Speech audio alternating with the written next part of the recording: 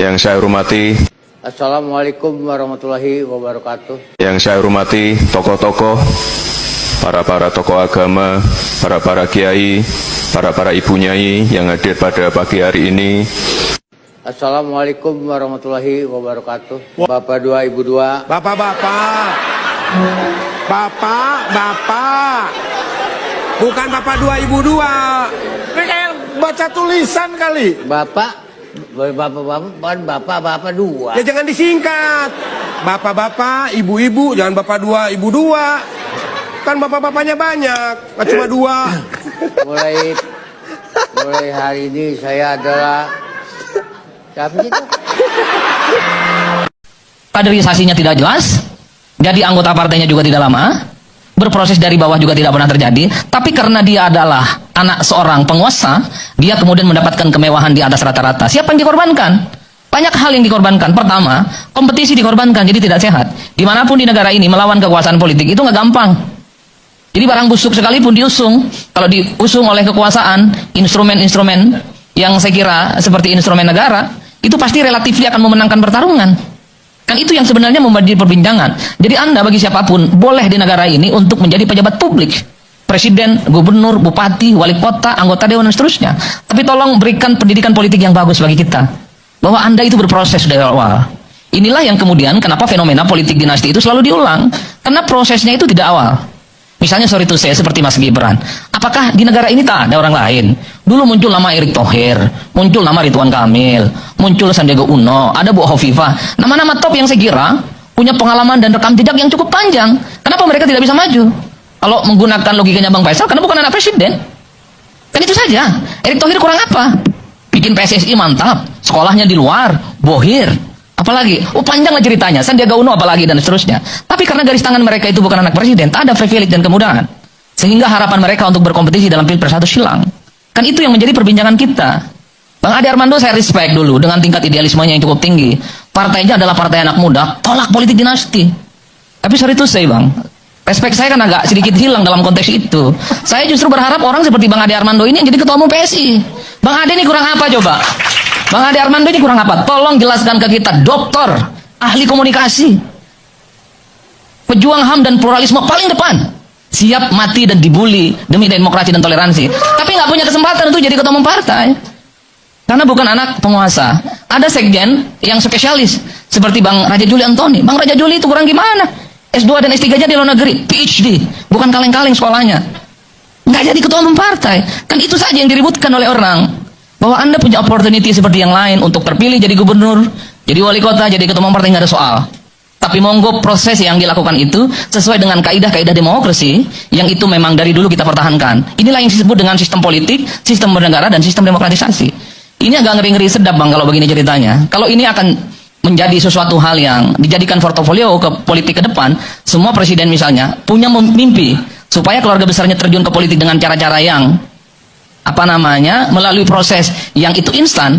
Saya khawatir ya politik kita tidak akan berkembang. Jadi Bang Faisal ini sekalipun kritiknya sampai sidratul muntaha kerasnya, bikin partai hampir tiap hari, jangan pernah berharap partainya akan menang, apalagi bermimpi jadi presiden. Padahal pengalaman politiknya, jadi aktivis dan seterusnya, saya kira cukup luar biasa.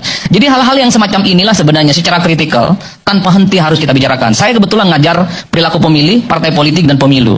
Pertanyaan mahasiswa hampir sama. Untuk apa Pak kita berdiskusi ini di ruang kelas? Enggak ada gunanya. Kalau para elit dan politisi tidak pernah menjalankan apa yang kita pelajari di kelas, hopeless mereka. Karena at the end of the day-nya bagi mereka, power, penguasa dan kekuasaan menjadi kunci dan instrumen untuk memenangkan pertarungan politik di negara ini. Jadi kasihan anak-anak yang selama ini punya mimpi besar untuk jadi gubernur, bupati, wali kota, apalagi mimpi jadi presiden Bang. Sudahlah, ke laut aja.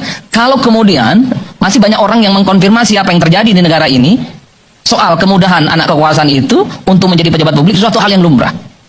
Ini yang saya kira akan merusak bagi...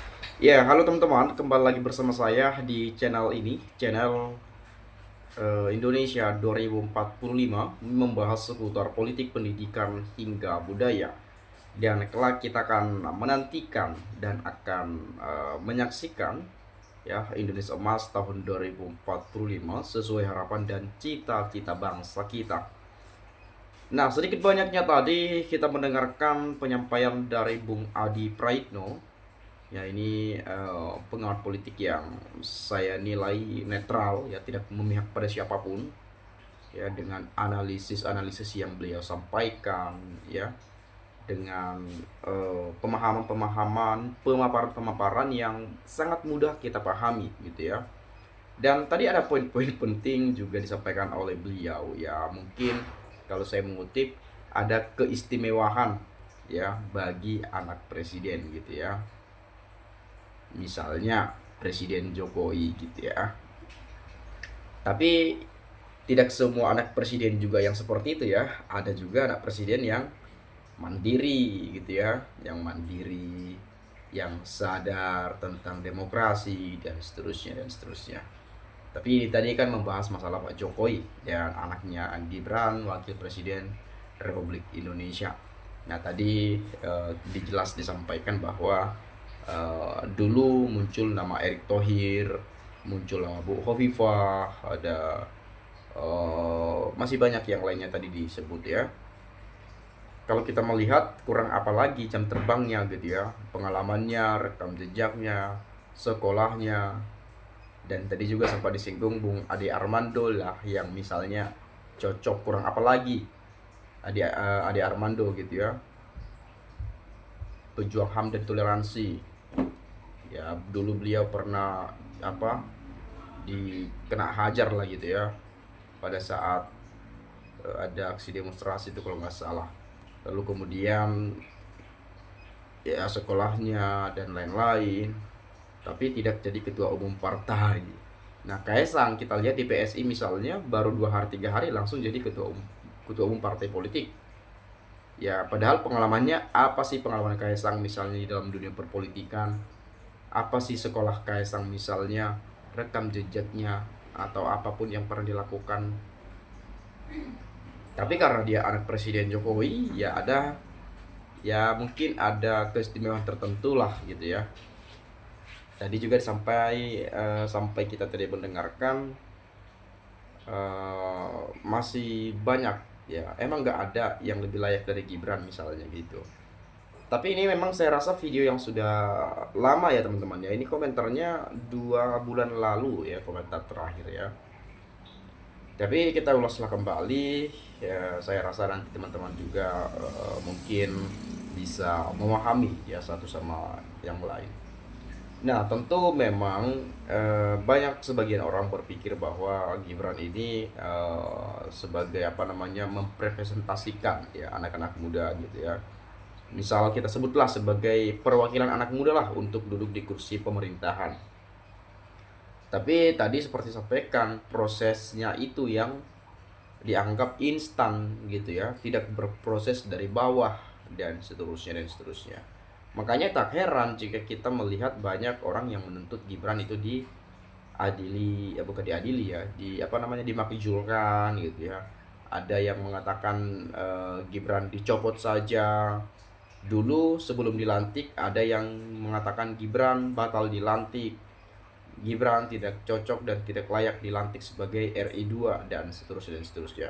Banyak sekali tudingan cuitan-cuitan pedas ya yang kita dengarkan di berbagai platform media sosial, dan juga sering saya baca-baca juga di komentar-komentar di setiap video yang saya upload di channel ini. Tetapi ya itu bukan dari ucapan saya, tetapi itu adalah penilaian dari masyarakat Indonesia.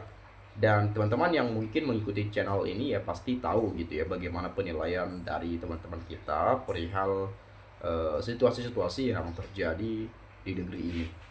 Nah barangkali kita akan coba melihat berbagai pendapat dan komentar dari teman-teman kita. Ya ini menjadi penilaian masyarakat Indonesia melalui komentar-komentar mereka, dan ini akan kita lihat sebagai masukan dan pemikiran baru. Ya seperti apa sih pandangan teman-teman kita gitu ya. Nah saya melihat dari Mariani ya, apanya yang dicintai wong gak ada bagusnya, buka mata hati gak jelas. Nah, ini lagi ada kasus Fufu Fafa harus diturunkan. Nah ya, kenapa disebut Fufu Fafa harus diturunkan? Karena diduga sangat kuat dugaan ini akun kasus Fufu Fafa itu adalah milik wakil presiden kita yaitu Gibran ya. Oke, bukannya nggak setuju kepada Mas Wapres, tapi kurang berwibawa, banyak celangak celinguk. Nah, artinya ya belum, kurang cocok ya. Nah, kalau kita lihat lagi, saya ini orang kampung, sekolah saya SMP saja nggak lulus. Tapi maaf ya, mendengarkan pidato Gibran saya malu sendiri dengan tata bahasanya yang gelepotan, nggak laruan, nggak karuan, mungkin itu ya, nggak karuan. Yang busuk itu pikiranmu yang telah didasari rasa kebencian, takkan bisa berbicara pakai hati.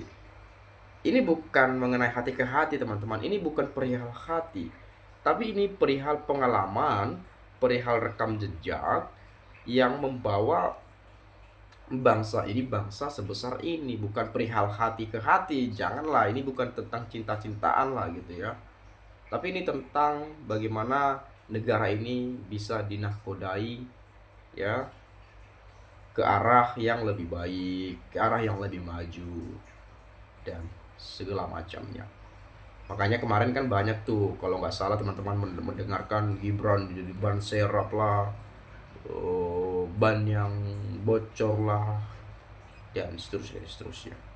Tapi persoalan itu ya mungkin banyak sekali sampai sekarang masih masih banyak cuitan-cuitan pedas ketika melihat video yang membahas mengenai wakil presiden kita itu, gitu ya.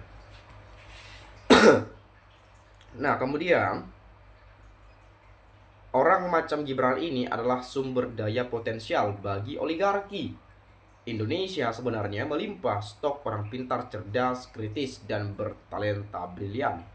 Tetapi pemerintah dan oligarki akan berupaya menutup akses perkembangannya sebagai bermacam dalih. Poles dan dongkrak orang-orang bodoh, dongok dan mental budak untuk memudahkan pengawasan, mengendalikan dan menguasai negeri ini. 20 tahun terakhir negara swasembada pangan ini telah menjadi negara importir skala besar. Jokowi sekat tenaga untuk Gibran jadi presiden. Jokowi berusaha Indonesia jadi negara komunis. Asli Jokowi satu atap dengan PKI. Jokowi pernah pidato bahwa di tahun 1965 sampai 1966 PKI jadi korban pelanggaran HAM berat.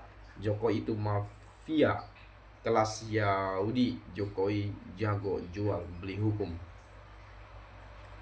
Tepat dan mengena sekali argumen Adi Praitno. Bikin malu dan gak bermutu. Wapresnya seperti gak ada aja wapres yang berbobot dan intelektual. Simpel saja, bila Wowo tidak memilih Samsul jadi cawapres pada Pilpres lalu, mana mungkin bisa jadi presiden? Semua sudah diatur oleh Jokowi demi anaknya bisa menjadi wapres. Inilah yang bikin sakit hati kami emak-emak, anak-anak tidak bersemangat untuk sekolah tinggi. Katanya untuk apa? Karena yang bisa menang dan jadi pemimpin hanya orang-orang yang punya ordal, orang dalam dan licik, bukan orang cerdas. Kalau Gibran punya malu dan harga diri, lebih baik undur diri saja, karena akan membuat negara jadi rusak dengan tata cara yang tidak benar, berpendapat orang yang dengan tutup mata memilih. Pastinya banyak yang tidak buta huruf dan petinggi di sekolah SD telah diajarkan kepemimpinan dasar. Apa karena gara-gara bansos dan serangan fajar juga dengan paksaan cara memilihnya membuat negara hancur? Mati demokrasi. Itu saja mungkin teman-teman yang dapat saya sampaikan. Kurang lebih saya minta maaf, tidak bermaksud untuk memprovokasi. Mungkin masa lalu apalagi dituduh sebagai bajar-bajar politik, karena kita tidak terlibat dengan hal-hal seperti itu. Kita masyarakat biasa, warga negara Indonesia, tentu sebagai putra bangsa kita melihat bagaimana kondisi kejadian-kejadian yang terjadi di negeri ini. Tentu di negeri yang kita cintai ini bagaimana kedepannya bisa lebih baik dan bisa lebih maju, dan seluruh rakyat Indonesia menerima hak-haknya, mendapatkan hak-haknya ya. mereka bisa sejahtera, kita bisa sejahtera, khususnya masyarakat-masyarakat yang ada di bawah-bawah ini seperti kita, ya.